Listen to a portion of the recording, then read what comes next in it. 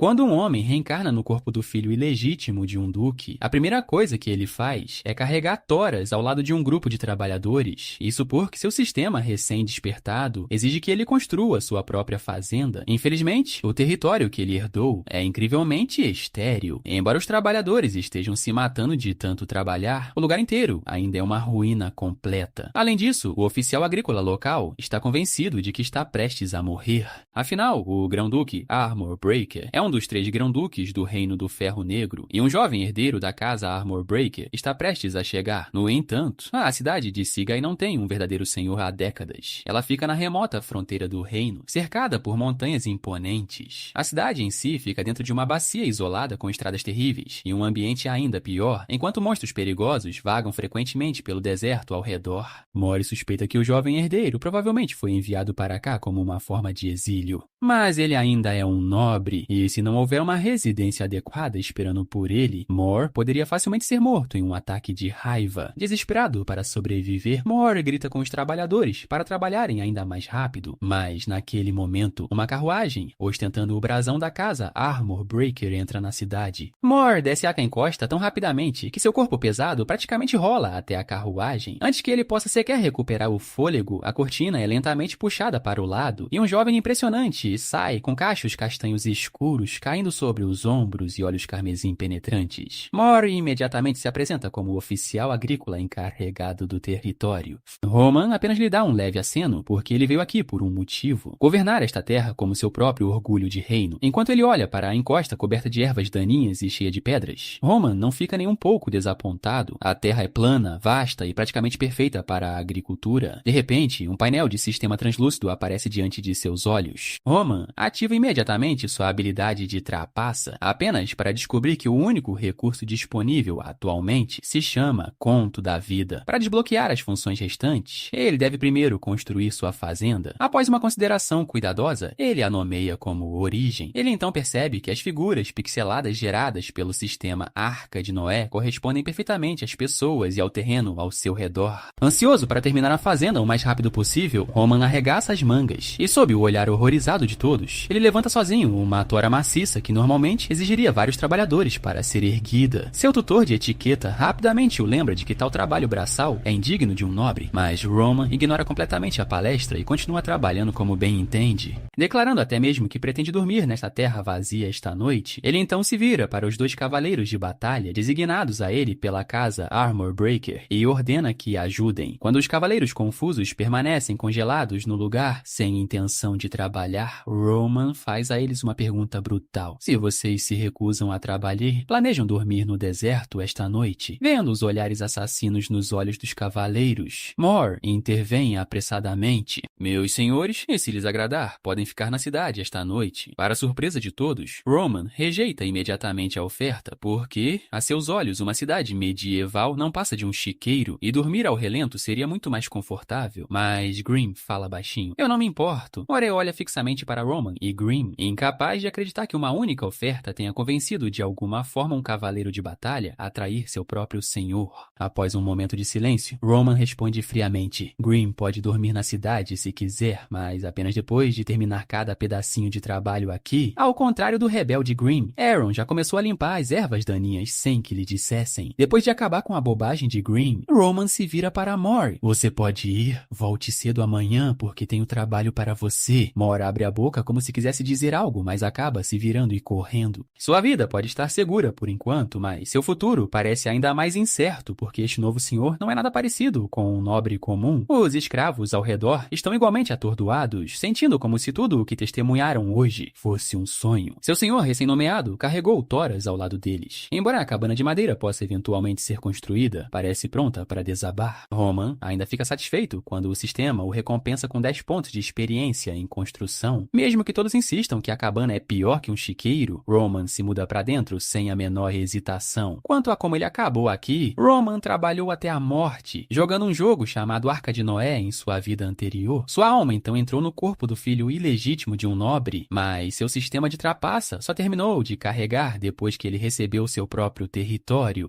Este mundo ainda está preso no início da era medieval, e a corrupção e decadência de seus nobres o enojam. Até mesmo a prestigiosa casa Armor Breaker não é exceção. Em vez de se juntar matar os outros nobres para esgotar o povo comum, Roman escolheu deixar sua família e se exilar. Para qualquer outro nobre, o território que ele recebeu não seria diferente de um banimento para o fim do mundo. Mas Roman vê este deserto como uma terra subdesenvolvida, cheia de possibilidades ilimitadas. Ele pode não ter construído nada além de uma cabana em colapso, mas sabe que o núcleo da Arca de Noé é invocar e desenvolver personagens poderosos. Embora o sistema de check-in diário já esteja disponível, o bônus de iniciante que garante um personagem de 6 estrelas nas primeiras 10 invocações desapareceu. Roman descobre que invocar um único apóstolo custa 160 primogentes. Como ele só tem 100, até o banner de invocação permanece cinza e inacessível. Ainda assim, Roman não tem pressa, porque não faz ideia de que tipo de impacto o poder da Arca de Noé terá neste mundo. Na manhã seguinte, enquanto o orvalho ainda se agarra à grama, Mor retorna com o mesmo grupo de escravos do dia anterior. Quando Roman acorda, ele encontra Aaron e Grimm treinando na grama fora de sua cabana, e ele pode sentir seu poder surpreendente mesmo à distância. O plantio de primavera determina a colheita de todo o ano, mas Roman percebe rapidamente que a cidade de Sigai é muito mais atrasada do que a maioria das regiões, dependendo inteiramente de métodos agrícolas primitivos e experiência herdada. Percebendo que seu novo senhor está descontente, Mor se apressa e pergunta se Roman tem alguma ordem para ele. Roman sabe que o frio persistente da primavera é uma tortura para esses escravos maltrapilhos, então ele ordena que Mor cozinhe mingau de trigo suficiente para encher 50 tigelas. Mas Mor franze a testa e explica que uma panela não pode conter tanto. Roman não consegue acreditar que tem que explicar algo tão simples e pergunta, então por que você não cozinha várias panelas? Afinal, ele não é cruel o suficiente para forçar escravos famintos a trabalhar. Seth, o administrador de Roman, imediatamente dá um passo à frente para objetar: meu senhor, temo que não tenhamos grãos suficientes para que você exiba sua generosidade tão livremente. Mas Mor rapidamente abaixa a cabeça e declara: trarei cada pedacinho de grão armazenado na cidade de Sigai. Seth sente que Roman foi longe demais. Carregar toras ontem foi estranho, mas ainda compreensível.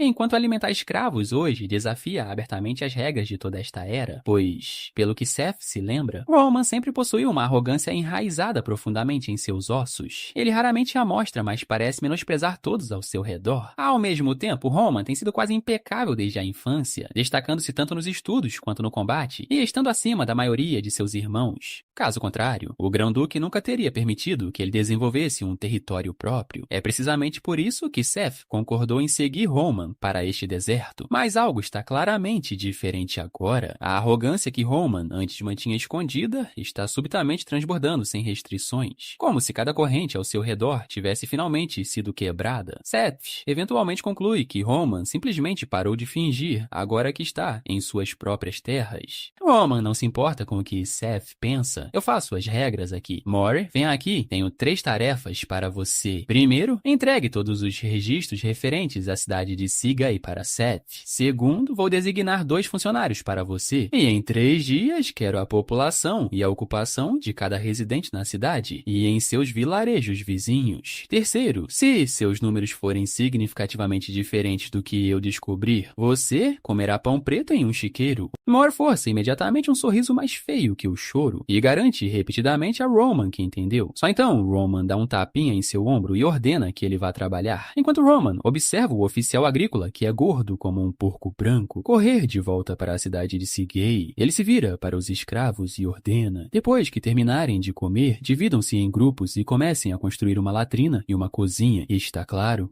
Quando cada escravo acena apressadamente, Roman sorri com satisfação. No que diz respeito aos escravos, qualquer senhor que mantenha seus estômagos cheios deve ser o governante mais misericordioso que existe. Roman então encontra um pedaço de grama adequado, pega uma enxada e começa a quebrar o solo. Seu novo corpo é forte e excepcionalmente bem desenvolvido, claramente porque recebeu proteína de alta qualidade suficiente desde a infância para se aproximar dos limites da genética humana. É claro que limpar terras agrícolas está longe de ser fácil, porque exige um trabalho físico extenuante. Felizmente, cada pedacinho de trabalho o recompensa com experiência. Roman passa a manhã inteira arando cerca de 1 cesto de acre sem fazer uma pausa real. Sua experiência agrícola aumenta ainda mais rápido do que sua experiência em construção, fazendo-o se perguntar se possui um talento natural para a agricultura. A interface do conto da vida flutuando diante de seus olhos também é atualizada, e ao lado de 5 cabanas de madeira, o mapa do sistema agora exibe seu campo recém-cultivado. Roman passa o resto da manhã, ao lado do campo, plantando sementes de pastinaca. A pastinaca é um vegetal de raiz pálida, plantado... Você assistiu o vídeo até aqui e até agora não se inscreveu no canal? Que isso, mano, você tá vacilando, hein? Bora, meu filho, se inscreve aí, vai me deixar muito felizinho, hein?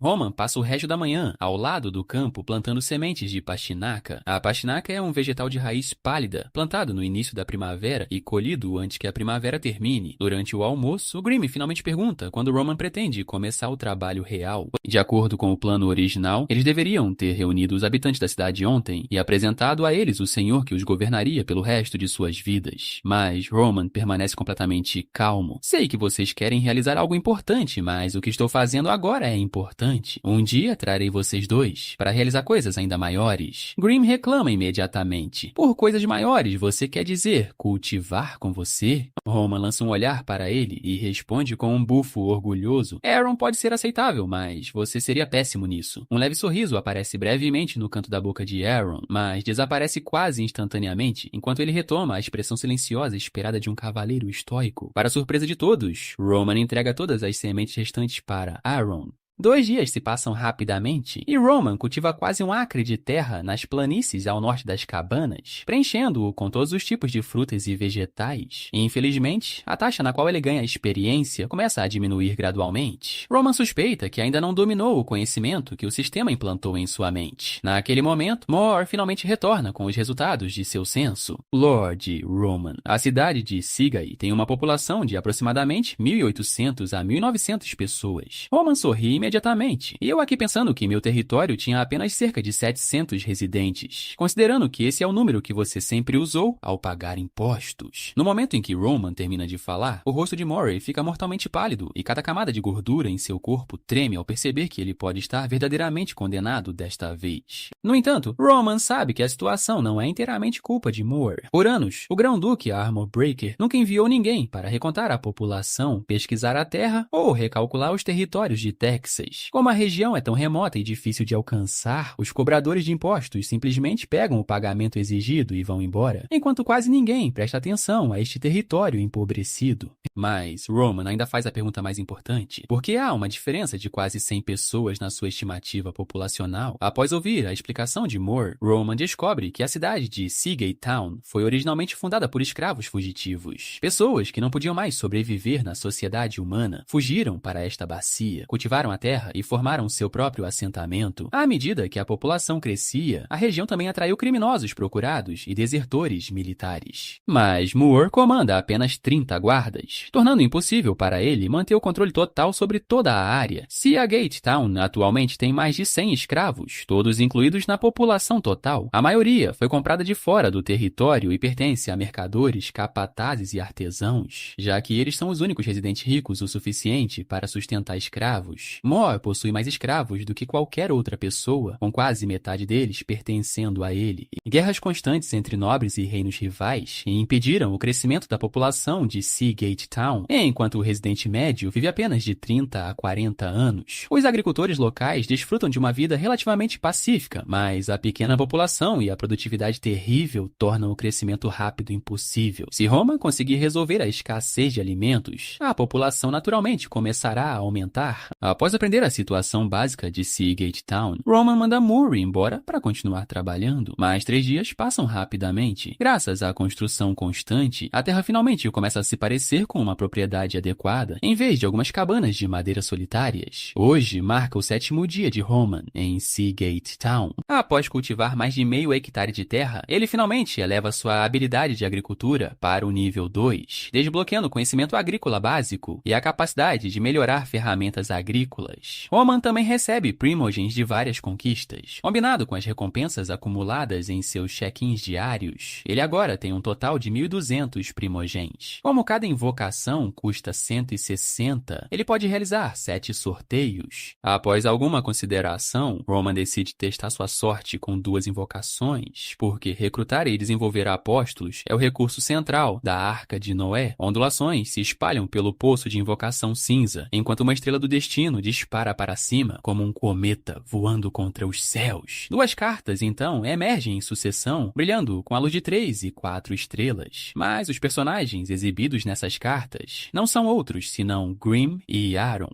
Roman fica surpreso com o resultado, mas quanto mais ele pensa sobre isso, mais razoável parece. Ele originalmente imaginou que um apóstolo recrutado cairia do céu, se ajoelharia diante dele e juraria lealdade eterna. Em vez disso, o sistema simplesmente transforma pessoas que já estão ao seu redor em apóstolos, o que é muito mais realista. Roman então continua com outra invocação. Uma segunda estrela, irradiando luz branca, sobe e paira sobre o poço de invocação. Roman estreita os olhos quando um homem desconhecido aparece na carta. O que mais o preocupa é que ele não faz ideia de onde este apóstolo chamado Dota possa estar. Roman pensa sobre isso por um longo tempo, mas não consegue encontrar uma única pista. Então ele usa todas as suas 4 invocações restantes. A 4ª carta revela seu administrador, Seth. A 5ª mostra seu chefe pessoal, Bob. A 6ª pertence a alguém chamado Thelma. E a 7ª exibe um homem chamado Barlow. Olhando para essa mistura de nomes familiares e desconhecidos, Roman fica completamente confuso e ainda não consegue entender o que o sistema quer dizer com recrutar apóstolos. Incapaz de chegar a uma resposta, Roman decide visitar Sigaton e investigar por conta própria. Para sua surpresa, Aaron já está vestido com um conjunto completo de armadura brilhante e preparado para partir a qualquer momento. Ao meio-dia, Roman entra em Sigaton com seus 2 cavaleiros de batalha fortemente armados. À medida que se aproximam da multidão reunida, Roman puxa as rédeas e reduz seu cavalo a um passo de caminhada. Moore apressadamente lidera os habitantes da cidade para a frente, e todos se curvam profundamente diante de seu novo senhor. Olhando para a enorme multidão, Roman entende que cada pessoa parada diante dele agora é um de seus súditos. Ele vê inúmeros rostos ásperos e exaustos, mas faíscas de esperança permanecem escondidas sob suas expressões sem vida. Eles estão assustados e esperançosos. E ao contrário dos camponeses completamente quebrados fora deste território, essas pessoas ainda possuem um traço de vitalidade. Só por isso, Roman pode dizer que Moore não abusou dos agricultores locais de forma muito severa. Suas vidas podem ser difíceis, mas eles ainda conseguem sobreviver. Naquele momento, a voz de comando de Roman ecoa pelo terreno aberto. Eu sou Roman Armor Breaker, o novo senhor de Sigaton e o homem que governará vocês a partir deste dia. Vocês devem entender que cada centímetro de terra neste território agora pertence a mim. Por meio de sua ignorância e tolice, vocês cometeram crimes imperdoáveis. Tudo aqui é minha propriedade, então eu exercerei agora minha autoridade como seu senhor, recuperarei toda a terra e a reorganizarei. Não permitirei mais que vocês desperdicem meus recursos. Por décadas, vocês entraram ilegalmente em minhas montanhas para cortar madeira, caçar animais e pescar. Essas ações violam a lei nobre, então cada um de vocês deve pagar uma multa de uma moeda de ouro. Nesta era, os agricultores não têm o direito de possuir terras. Mesmo cidadãos livres só podem alugá-las de nobres e nunca podem realmente reivindicá-las como suas. Antes de vir para cá, Roman garantiu 3 anos de isenção fiscal para Sigaton, do Grão-Duque Armor Breaker, dando-lhe total liberdade para reformar todo o território. No momento em que Roman anuncia seu decreto, os habitantes da cidade caem de joelhos e imploram por misericórdia. Alguns são até tentados a se rebelar no local e derrubar seu novo senhor. Mas o som agudo das espadas deslizando de suas bainhas faz com que todos tropecem para trás, aterrorizados por serem os primeiros a perder a cabeça. Roman então lhes dá 2 escolhas: pagar a multa ou enviar todas as crianças de suas famílias com idade entre 5 e 15 anos para sua propriedade. Após lidar com os agricultores, Roman volta sua atenção para os mercadores licenciados de Sigaton. No entanto, ele não trata os mercadores com tanta severidade. Ele concorda em ignorar todos os impostos comerciais que eles evadiram no passado, mas, a partir de hoje, todo negócio deve obedecer às regras que ele estabelecer. Um jovem mercador é o primeiro a se apresentar e promete seguir todas as ordens que Roman der, mas ele também pergunta por que Roman está se concentrando em pequenos ladrões como eles, enquanto ignora os verdadeiros bandidos escondidos nas montanhas. Após questioná-lo, Roman descobre que o jovem é Morey Perea, filho de um rico mercador chamado Selim. Roman percebe imediatamente que este jovem mercador pode ser útil no futuro. Ainda assim, ele mantém seu comportamento frio e arrogante arrogante, declarando que todos serão investigados e que ninguém pode usar os recursos de seu território sem pagar um preço. De agora em diante, qualquer um que cultiva a terra sem permissão será executado, e todo residente deve aceitar os planos de Roman sem questionar. Roman está fazendo isso porque essas pessoas não sabem nada sobre como usar a terra adequadamente, a menos que ele transforme completamente seus métodos de produção obsoletos. Sagtown nunca se desenvolverá. Ele pretende redistribuir a terra e os recursos pessoalmente, não deixando ninguém livre para agir como bem entender. O coração de Mor treme enquanto ele ouve, porque este é finalmente o tipo de comportamento que ele espera de um verdadeiro nobre. Na jornada de volta para a propriedade, Grim dá a Roman um olhar estranho, tendo o pressentimento de que Roman continuaria alimentando e cuidando de seus súditos. Mas ele logo diz, ainda assim, sua decisão foi extremamente sábia. Se isso continuasse, até nós poderíamos eventualmente não conseguir pagar por pão branco. Afinal, você é o senhor desta terra.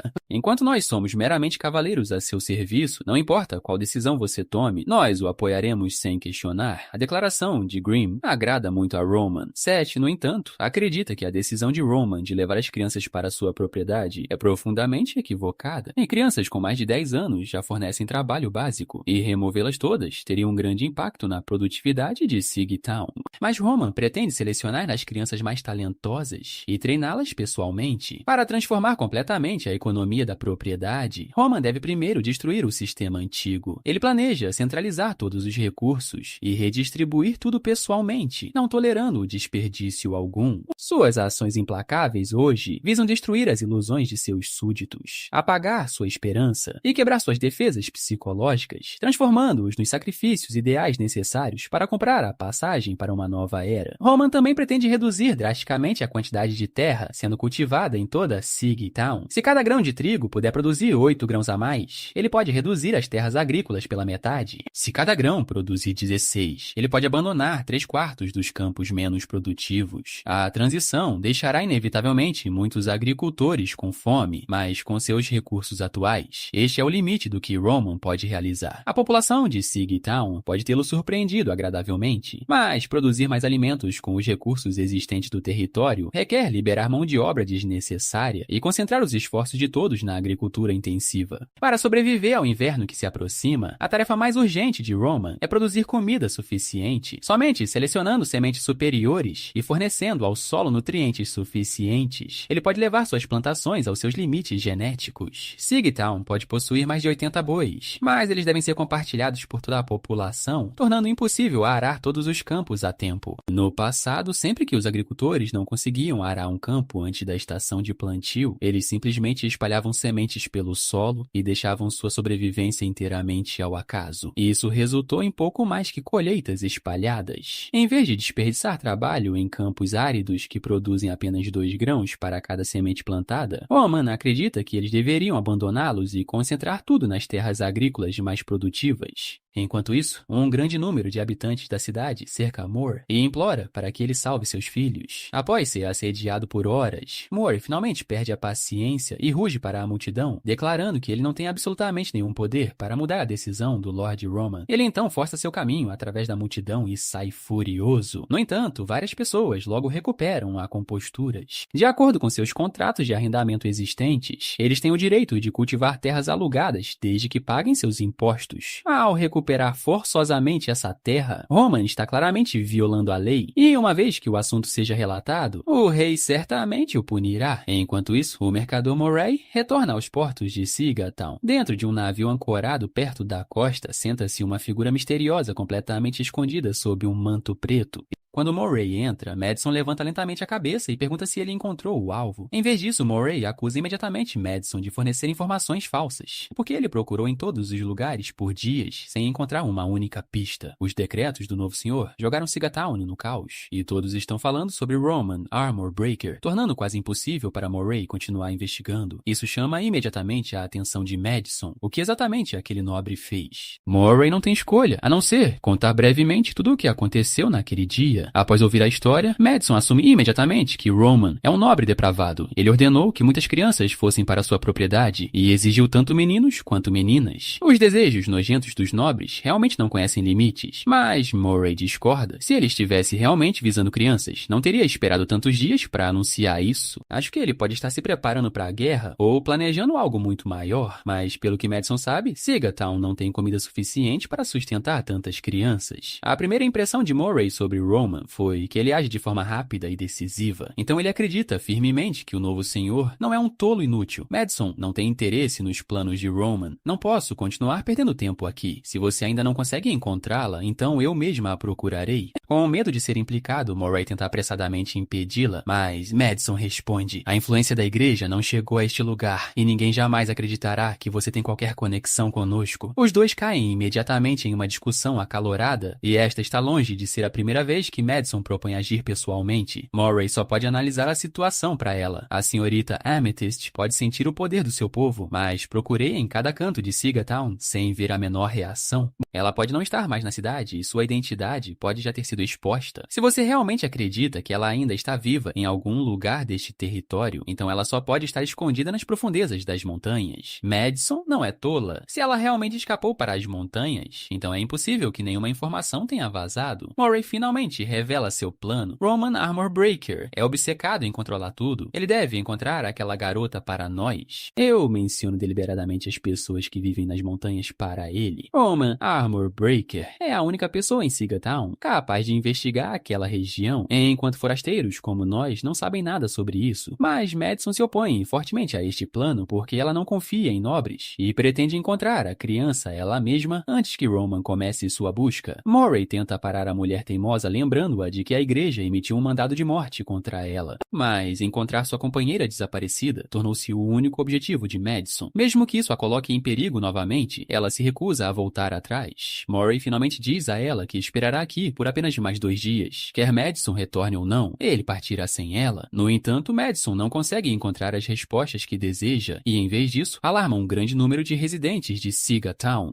Na manhã seguinte, bem cedo, Murray corre para a propriedade de Roman e relata que um demônio apareceu em Sigatown durante a noite. Mais de uma dúzia de famílias afirmam ter sonhado com uma mulher de manto preto, enquanto alguns moradores insistem que até viram o rosto do demônio. Erin conclui que o chamado demônio é provavelmente uma bruxa. Neste continente, reis, nobres e a igreja formam a classe dominante. Os nobres obedecem ao seu rei. O rei se submete à igreja, mas a igreja permanece profundamente desconfiada da nobreza. A igreja não apenas controla o clero, capaz de curar ferimentos, mas também comanda um exército poderoso. Através de uma combinação de fé e força, ela coleta um dízimo igual a 1/10 da renda de cada cidadão. No entanto, o Reino de Ferro Negro é a nação mais forte do continente, e seus 3 grandes duques nunca pagaram esse imposto. Sigatown é tão remota que a igreja não tem presença ou missionários lá. Magos são extremamente raros neste mundo, enquanto bruxas são conjuradoras natas. A igreja vê as bruxas como desastres e as caça implacavelmente há anos. A maioria dos nobres não se importa se as bruxas vivem ou morrem, enquanto cavaleiros de batalha consideram bruxas comuns tão fracas que uma única adaga é suficiente para matá-las. Como o incidente envolve uma bruxa, Murray pergunta cautelosamente se Roman deseja notificar a igreja. Simplesmente denunciá-la lhes renderia 10 moedas de ouro, o suficiente para comprar 20 bois. Mas ninguém ficou ferido durante o incidente, e a mulher misteriosa parece estar procurando por alguém. Roman, portanto, ordena que Moore não se envolva. Sua prioridade imediata é mobilizar os habitantes da cidade para plantar trigo de primavera.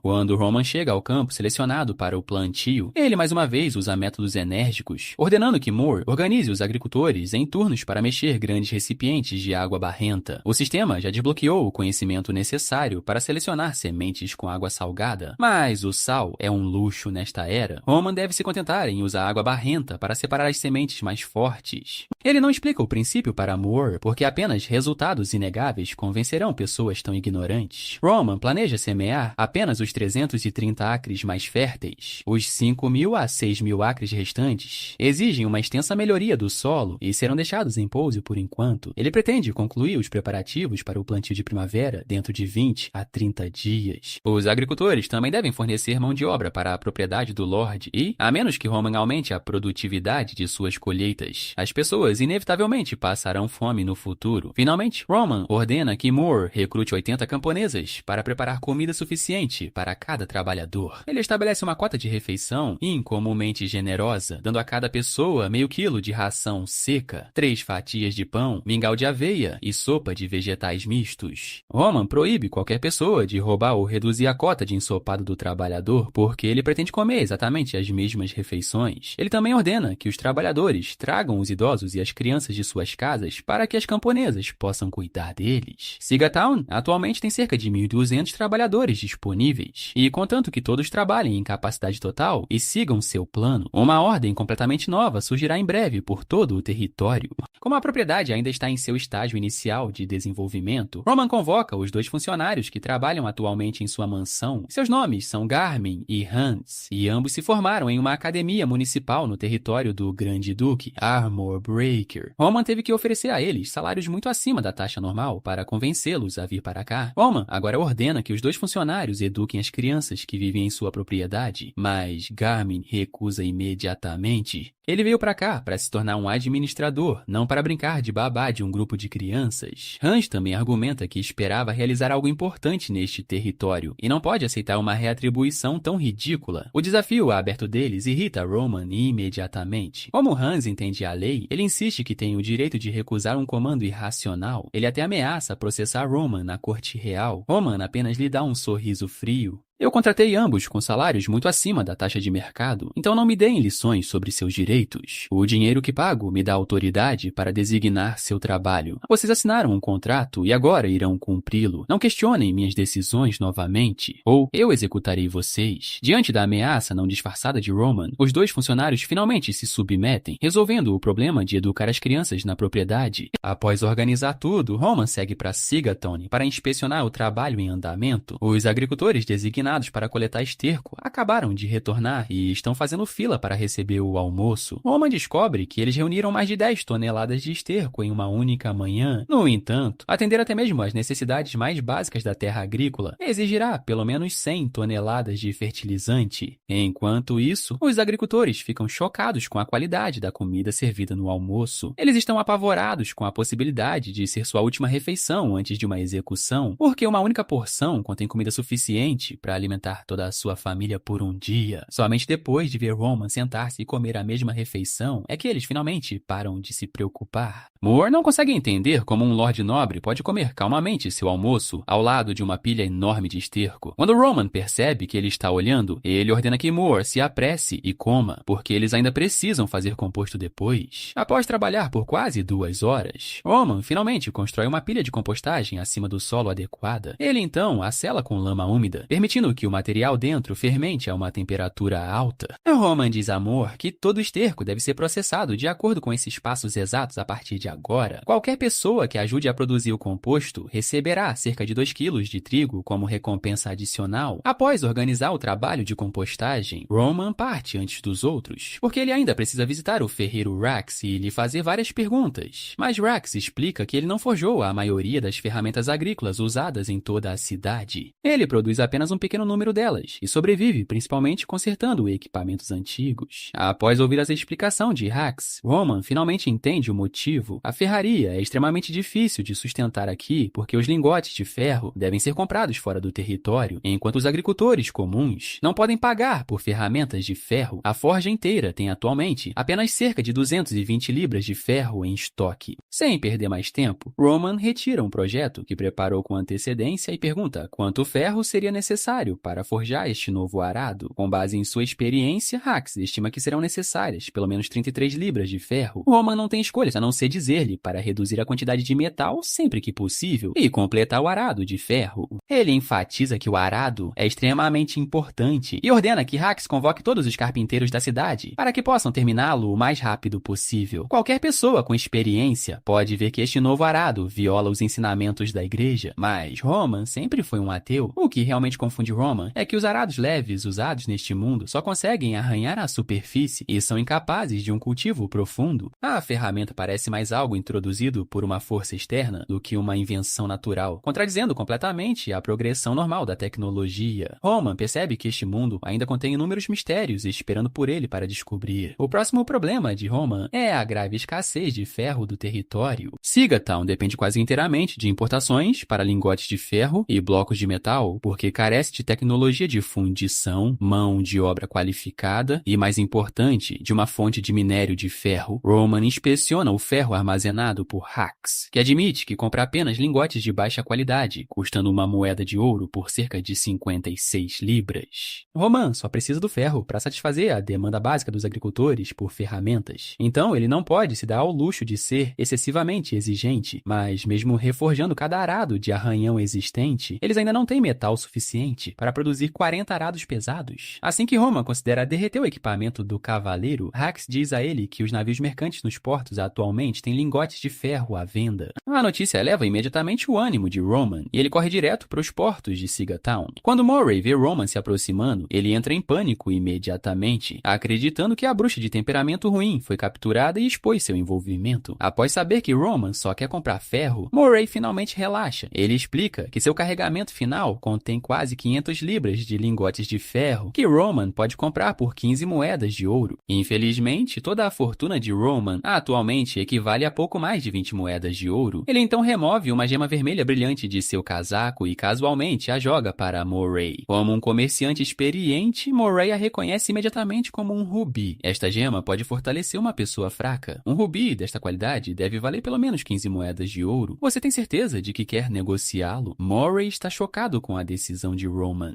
Para humanos comuns que ainda não se tornaram transcendentes, tais gemas são incrivelmente preciosas. Elas nutrem o corpo do usuário, fortalecem seu físico e os ajudam a entrar no reino transcendente mais rapidamente. No entanto, Moray se recusa a aceitar o rubi e oferece trocar o ferro pela amizade de Roman. Após pensar por um momento, Roman pega a gema de volta. Afinal, foi um presente que o Grande Duque Armorbreaker lhe deu pessoalmente quando ele nasceu. Mas Roman não tem o hábito de aceitar favores sem retribuição. Então ele promete compensar Moray de outra maneira. Ele também pede ao comerciante que transporte 100 bois para Sigatown por um preço total de 60 moedas de ouro. Os recursos de Moray são limitados, no entanto, e ele não pode fornecer mais do que 50 bois e 100 cavalos de tração. Sem uma opção melhor, Roman aceita o acordo sem nem mesmo considerar se pode pagar por ele. Roman, Hax e um carpinteiro chamado Vit então levantam cada um uma caixa de madeira contendo cerca de 165 libras de ferro e as carregam de volta para Sigatown. Com este carregamento de lingotes de alta qualidade, eles finalmente têm ferro suficiente para começar a produzir os arados pesados. Na manhã seguinte, bem cedo, Roman retira o arco gigante que trouxe da casa Armorbreaker. Seu corpo é vermelho como sangue, enquanto sua corda branca pura é incrivelmente durável. O arco tem um peso de tração entre 150 e 200 libras, com um diamante do tamanho de um ovo de pombo incrustado em cada extremidade, e cada parte é feita de materiais sobrenaturais. No entanto, na opinião de Roman, sua penetração é comparável apenas a um rifle de precisão pesado, enquanto seu poder destrutivo, alcance e precisão são todos inferiores. Mesmo assim, esta continua sendo a arma mais valiosa de Roman. Ela vale pelo menos 100 moedas de ouro e é cobiçada por inúmeros nobres. Enquanto isso, Moore está esperando em Sigatown pelas instruções agrícolas de Roman, apenas para receber uma ordem para reunir os guardas em vez disso. Completamente confuso, Moore pergunta por que Roman não o avisou com antecedência, especialmente quando as pessoas que vivem nas montanhas são extremamente perigosas, mas Roman declara firmemente que não permitirá que ninguém age de forma ilegal dentro de seu território. Moore não tem escolha a não ser obedecer e seleciona 20 guardas de Sigatown. Após preparar suprimentos suficientes, o grupo segue Roman para as montanhas. Durante toda a jornada, Moore tenta repetidamente mudar a opinião de Roman. Lord Roman, as montanhas estão cheias de fora da lei desesperados. Não há razão para você arriscar sua vida pessoalmente. Sua segurança é muito mais importante, mas Roman levanta a mão repentinamente e ordena que todo o grupo pare. O sistema acabou de informá-lo de que um dos apóstolos que ele convocou está se escondendo nas proximidades. Aaron e Grimm também sentem algo em comum enquanto várias pessoas começam a cercá-los sob a cobertura da floresta. Roman grita imediatamente para as árvores: "Vocês pretendem fazer do seu próprio Lorde um inimigo?" Uma voz responde das profundezas da floresta: "Nós não temos Lorde." Roman responde calmamente: "Agora vocês têm, vocês não podem derrotar meus cavaleiros de batalha. Saiam e submetam-se a mim, e eu pouparei suas vidas. Os caçadores escondidos começam a sussurrar entre si imediatamente, claramente divididos sobre aceitar ou não a exigência de Roman. Após uma breve espera, um jovem caçador emerge das árvores. Nós só queremos uma chance de sobreviver. Se você concordar em nos deixar em paz, podemos lhe oferecer uma parte de tudo o que caçarmos. Roman dá uma resposta simples. Então jure sua lealdade a mim.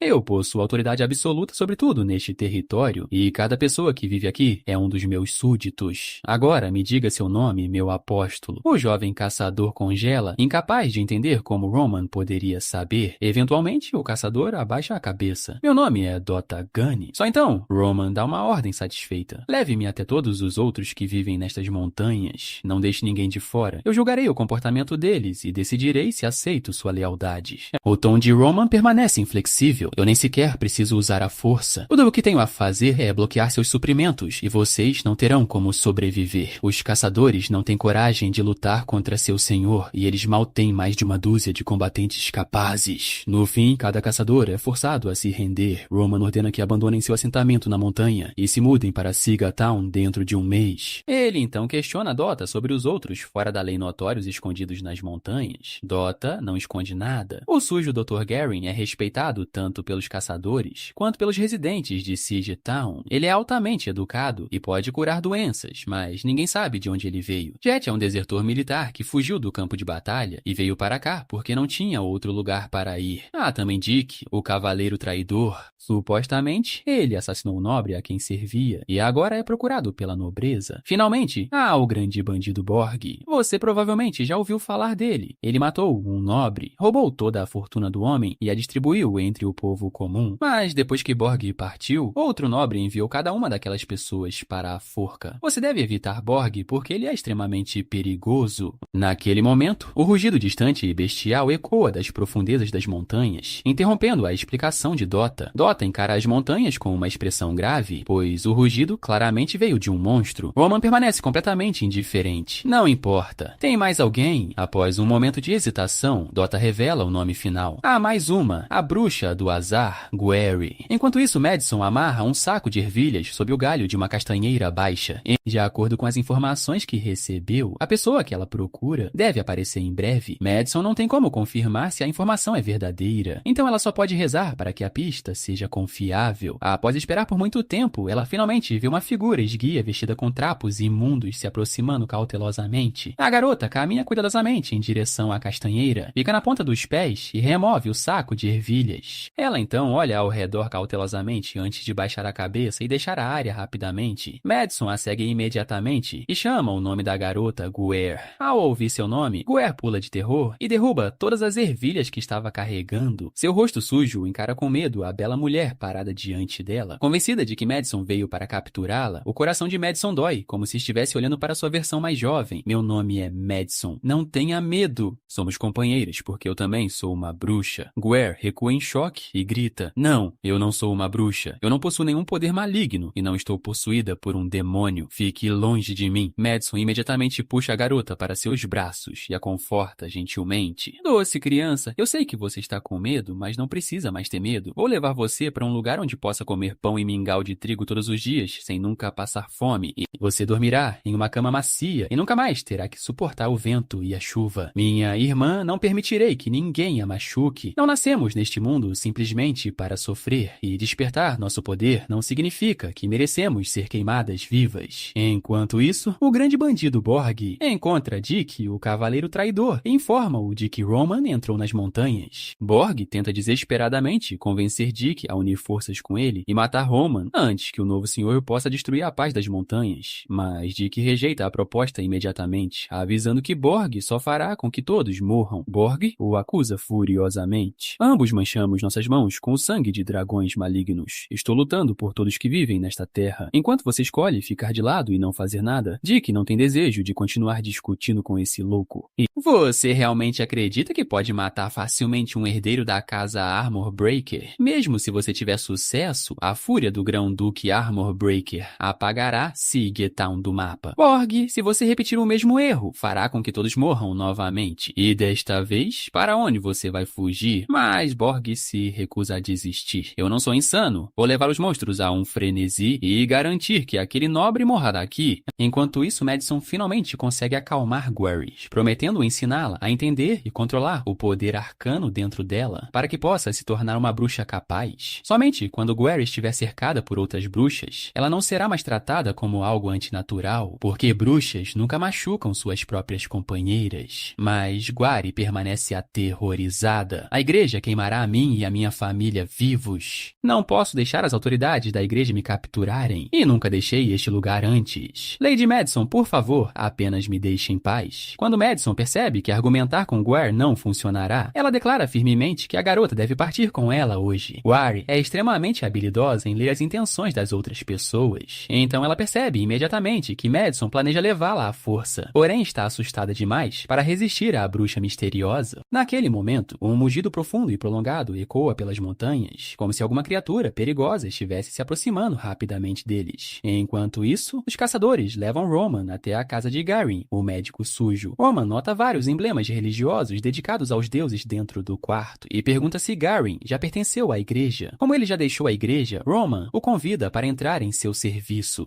Garin responde calmamente: a igreja ensina que os servos dos deuses devem adorá-lo pelo resto de suas vidas. Posso ter deixado a igreja, mas nunca perdi minha fé nos deuses. Roman não tem desejo de desperdiçar alguém capaz de usar magia de cura divina, mas Garin só quer permanecer nas montanhas e viver o resto de sua vida em paz.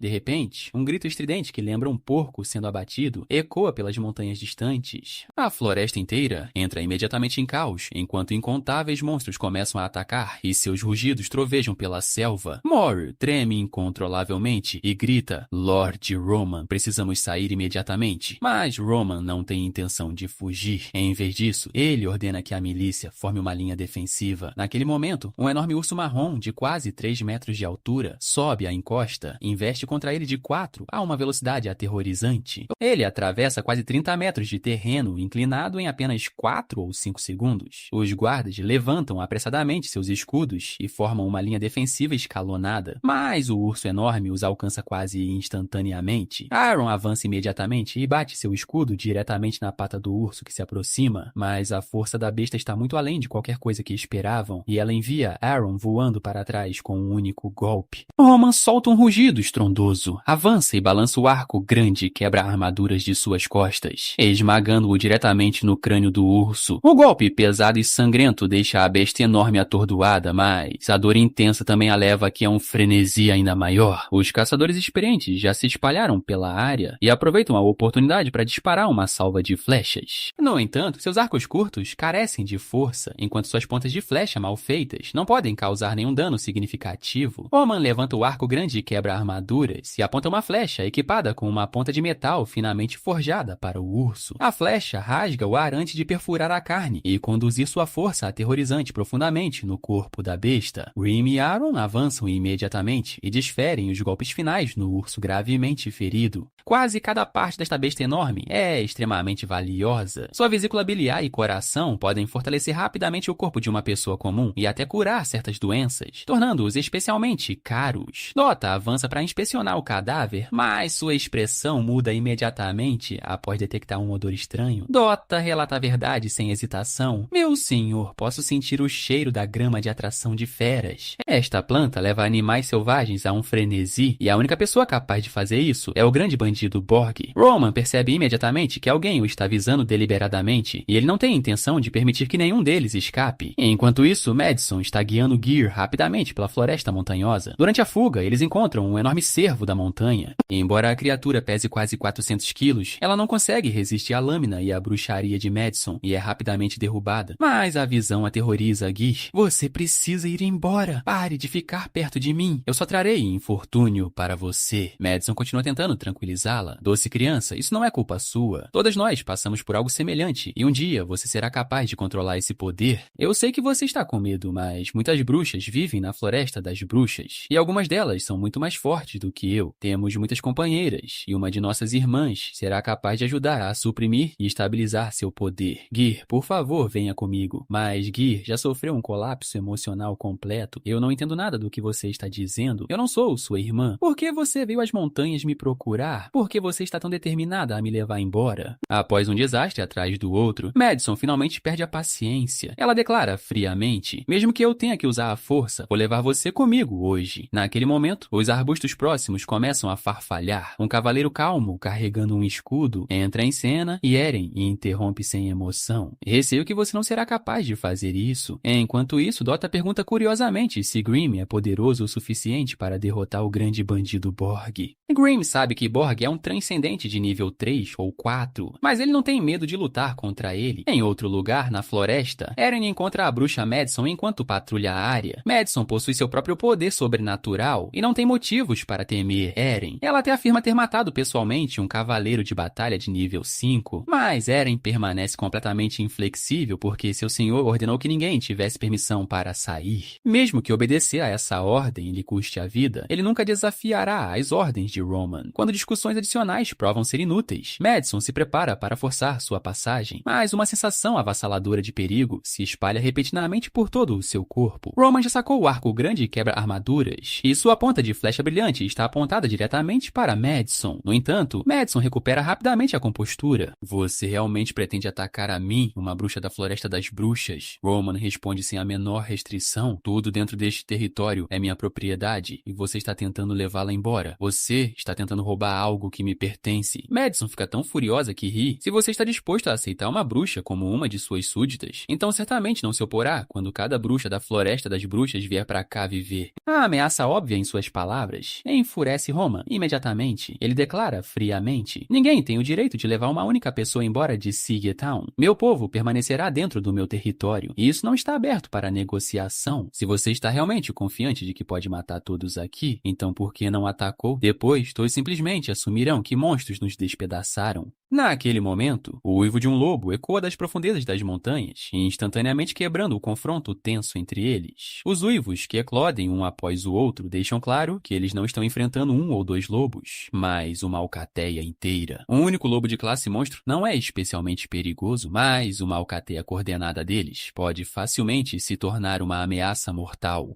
Madison instintivamente se prepara para escapar com Gwir, mas Roman bloqueia seu caminho imediatamente. Gwir é uma bruxa com imenso potencial e ele se recusa a deixá-la ir. A voz de Roman torna-se fria como uma lâmina. Se você tentar levá-la embora, eu mesmo matarei Gwir. Madison está confiante de que pode escapar sozinha, mas não pode garantir a segurança de Gwir se fugirem juntas. Para manter Gwir viva, Madison reprime sua fúria e relutantemente concorda em permanecer. Roman mantém a calma diante do perigo e ordena que Iron mova Gwir para a retaguarda da formação. Qualquer um que tentar fugir deve ser morto à vista. Ele então posiciona os guardas com escudos na frente, usando sua parede de escudos para retardar os lobos e impedir que a linha defensiva seja rompida. À medida que a alcateia se aproxima, Roman sabe que não há mais para onde correr. Sua única chance de sobrevivência é lutar com tudo o que tem. Ele nota imediatamente que o moral dos guardas está começando a entrar em colapso. Até mesmo os caçadores experientes estão ficando nervosos, porque esta é a primeira vez que enfrentam uma alcateia inteira de monstros de frente. Roman ruge, não recuem. Qualquer uma que der um passo para trás, morre. Matem cada uma dessas feras. Os lobos se movem tão velozes quanto o vento e alcançam o grupo em poucos instantes. Em vez de avançar diretamente contra a parede de escudos, eles usam sua incrível velocidade e mobilidade para atacar por ambos os flancos. Roman saca o arco longo quebra-armaduras. Ele estava rastreando os lobos e esperando por uma abertura desde o momento em que apareceram. Com um estalo trovejante, uma flecha explode da corda do arco. Roman mira no torso do lobo, mas a flecha atinge sua pata traseira. A força avassaladora atravessa o membro e faz a fera colidir contra o chão. Naquele momento, outro lobo salta repentinamente do flanco direito. Madison salta no ar e desfere um chute voador envolto em névoa negra, interrompendo violentamente o ataque do lobo feroz. Ao mesmo tempo, Roman é atacado por outro lobo, embora ele imediatamente vire o arco longo quebra-armaduras de lado como um escudo e prenda da cabeça do lobo entre a corda e a estrutura. Mas o lobo ainda abre suas mandíbulas enormes e morde profundamente as costelas de Roman. Suportando a dor, Roman torce o arco longo com força bruta e usa sua corda incrivelmente durável para decepar o pescoço do lobo. Após derrubar o cadáver debaixo de seu seu braço, Roman examina o campo de batalha e encontra Madison lutando contra 2 lobos ao mesmo tempo. Enquanto o resto da alcateia já havia dispersado seus guardas e caçadores, várias flechas estão cravadas em cada lobo, mas nenhum dos ferimentos é fatal. A dor apenas torna as feras mais cruéis, e 5 ou 6 guardas já tombaram. Roman sabe que se isso continuar, a unidade inteira será massacrada. Lobos feridos apenas se tornam mais ferozes, enquanto humanos feridos perdem rapidamente sua capacidade de lutar. Naquele momento, um longo uivo ecoa à distância, e Roman percebe que o lobo alfa nunca apareceu no campo de batalha. Perto dali, Aaron bate seu escudo pesado contra um lobo e o prende ao chão enquanto se prepara para escoltar Roman para a segurança. Mas, naquele exato momento, o alfa distante solta repentinamente um uivo miserável de dor. Roman percebe imediatamente que alguém atacou o alfa, enquanto o resto da alcateia começa a mostrar sinais de retirada. Enquanto os lobos tentam escapar, uma figura avança repentinamente em seu caminho. O estranho empunha uma espada longa e derruba sem esforço o primeiro lobo em retirada. Roman reconhece imediatamente o recém-chegado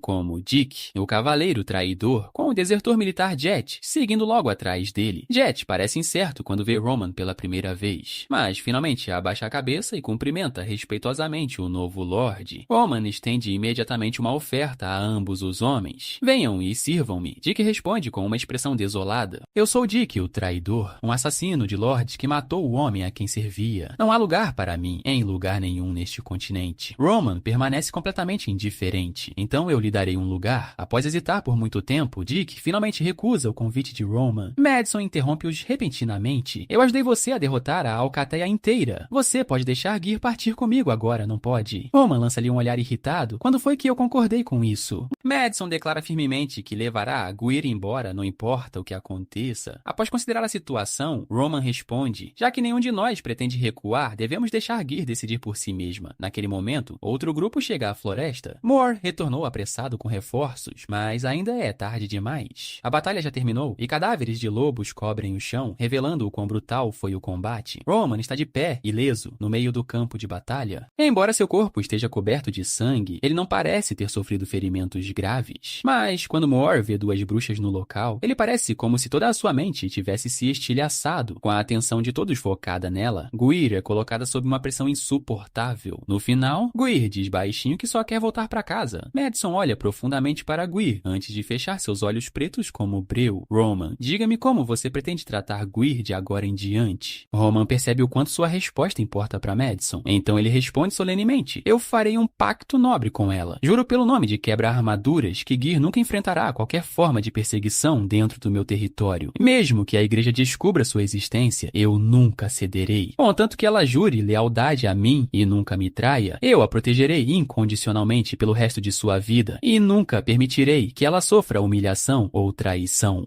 Madison fica atordoada por Roman estar disposto a fazer um pacto nobre por causa de uma bruxa. Uma vez que tal pacto é estabelecido, um nobre nunca pode violar seus termos, sob pena de o rei ter o direito de confiscar todas as suas terras e propriedades. Madison eventualmente sorri impotente. Se você tivesse feito essa promessa antes, talvez eu não tivesse lutado contra você por causa de Gear. Roman pergunta preguiçosamente: por que você não trabalha para mim também? A vida é difícil para as bruxas, não é? Os caçadores da igreja forçam vocês a se esconderem onde quer que vão, então seria melhor permanecerem em meu território. Mas Madison solta um bufo frio. Essa situação mudará muito em breve. Roman fica imediatamente alerta, percebendo que suas palavras escondem algo importante. Madison também percebe que revelou demais e se prepara para partir. Apenas cuide bem de Gear. Se eu souber que ela foi maltratada, nunca o perdoarei. Lembre-se do meu nome. Eu sou Madison, a bruxa do pesadelo. A essa altura, Aaron quase terminou de limpar o campo de batalha. 3 guardas foram mortos, enquanto 8 ficaram feridos. 4 deles estão em estado crítico, e um pode nunca mais ser capaz de lutar. Roman olha imediatamente em direção à floresta distante. Imagina como Grimm está se saindo. Enquanto isso, Grimm ainda está perseguindo o grande bandido Borg. Após estudar os rastros deixados para trás, Dota determina que eles estão prestes a alcançar seu alvo. Mas naquele momento, Borg avança repentinamente repentinamente dos arbustos. Grimm reage instantaneamente e levanta sua espada longa para bloquear o ataque que se aproxima. Ambos os homens são transcendentes poderosos e nenhum dos lados consegue obter uma vantagem decisiva no início. O som de sua batalha violenta logo chega a Roman, então ele lidera imediatamente os outros em direção a ela. À medida que a luta continua, a força de Borg, como um transcendente de alto nível, gradualmente sobrepuja Grimm. Felizmente, o grupo de Roman chega a tempo. No momento em que Borg vê Roman, ele ruge. Dragão maligno. Ele abandona imediatamente Grimm e avança direto contra Roman. Roman saca o arco longo, quebra armaduras e dispara uma flecha contra Borg, mas Borg desvia rapidamente do disparo. Brandindo seu machado de batalha, Borg ruge. Usarei este machado para arrancar a cabeça de um dragão maligno como você. Roman fica curioso. Por que você me chama de dragão maligno? E por que você está tão determinado a duelar comigo? Borg responde com convicção absoluta. Você não tem garras afiadas, mas possui vastas extensões de terra. Você não tem asas como de morcego, mas está acima de todos os outros. Você não pode cuspir fogo ou trovão, mas cada pessoa nesta terra teme seu poder.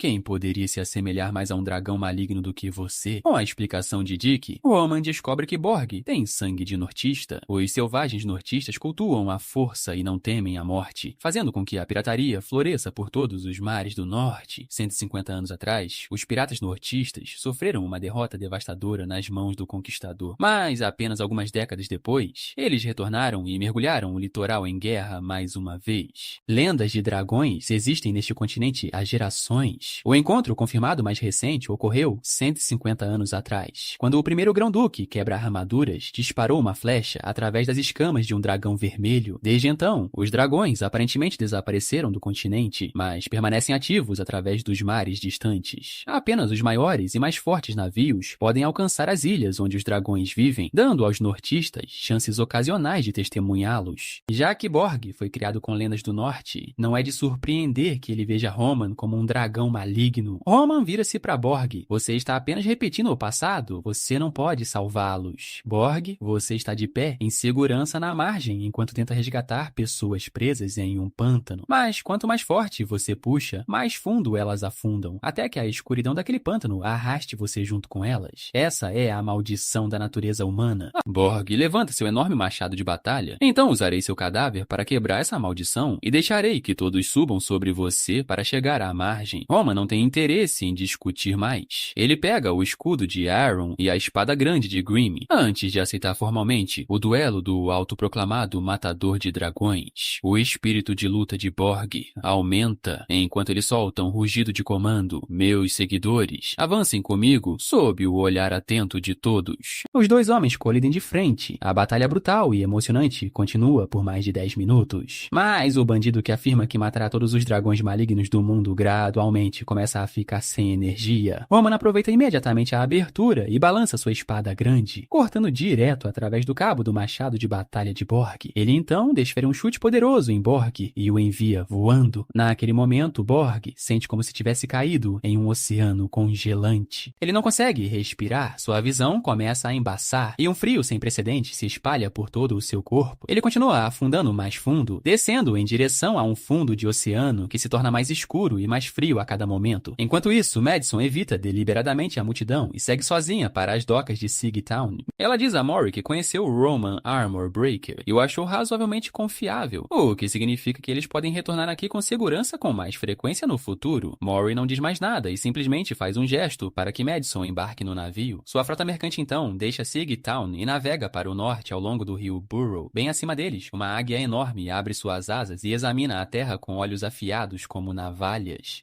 Madison olha para a águia gigante e fala primeiro: falhei em trazer nossa irmã de Sigtown comigo, mas Roman fez um pacto nobre para protegê-la. A águia responde com uma voz humana. Quando a bruxa oráculo observou esta região através de seu espelho mágico, ela descobriu que a bruxa aqui possui a aura necessária para se tornar uma bruxa de alto nível, mas você falhou em trazê-la de volta. Madison responde calmamente: a criança chamada Gwir controla os poderes do infortúnio e de fortuna. Ela pode ser útil de de outras maneiras, mas não é adequada para combate. A águia a avisa. A operação de matar deuses está se aproximando e o poder de nem mesmo uma bruxa de alto nível pode ser subestimado. Mas Madison responde imediatamente. Você quer que Gear morra antes mesmo de ter vivido? Você está planejando enviá-la para a morte? Ela é fraca, assustada e indefesa. Ela nem consegue se tornar uma lutadora adequada agora. Incapaz de mudar a mente de Madison, a águia acena relutantemente. Muito bem, minha querida Madison. Só espero que esta não seja sua simpatia sobrepujando seu julgamento. Madison então pergunta: por que você veio me encontrar pessoalmente, bruxa das feras? Você deveria ter assuntos muito mais importantes para tratar. A bruxa das feras explica. A bruxa oráculo descobriu que uma nova irmã despertou nas terras do norte. Sua aura é mais forte do que qualquer coisa que a bruxa oráculo já tenha testemunhado, tornando-a um milagre sem precedentes, que pode se tornar a força principal da operação de matar deuses. Cada irmã capaz de viajar para lá já partiu. Madison percebe imediatamente a verdadeira razão. Se esse fosse o único problema, você não precisaria me encontrar. Os bastardos da igreja também estão se movendo, não estão? Madison adivinhou corretamente. A bruxa das feras continua. Eles devem ter sentido algo também. De acordo com a bruxa oráculo, a igreja despachou um cavaleiro da alvorada de nível 6 chamado Curtain e 50 cavaleiros caçadores de demônios. É por isso que vim ajudá-la, minha querida Madison. Você entende o quão importante a operação de matar deuses é para nós? Precisamos garantir essa irmã. Madison não faz mais perguntas e salta diretamente para as costas da águia gigante. A águia abre suas asas e lança-se ao céu, levando Madison em direção ao horizonte distante. Enquanto isso, Roman está em uma encosta alta e observa a frota mercante de Mori navegar para longe de Psyche Town. Ele considera silenciosamente 3 palavras: bruxas, mercadores e a igreja. Roman pretende remodelar este mundo de acordo com sua própria vontade e ideais. Ele não se importa com quanto sangue as pessoas comuns devem derramar, quantas vidas devem sacrificar, quantos nobres devem morrer, ou se o próprio rei é forçado a se ajoelhar diante de um Diotine. Até mesmo a autoridade divina acima da humanidade será eventualmente esmagada sob a marcha de ferro de uma nova era imparável. Roman provará que pode usar sua força sozinho para reconstruir e fortalecer o continente inteiro. Hoje marca o 10º dia de Roman em Psyche Town. Embora a recém-estabelecida propriedade de origem permaneça extremamente primitiva, ele está completamente confiante sobre seu futuro. Sentados à mesa com Roman estão Aaron, Grimm e Goir. Embora Goir tenha escolhido voltar para casa, Roman não é tolo o suficiente para libertar a jovem bruxa completamente. Por enquanto, permanecer na propriedade de origem é a opção mais segura. Gear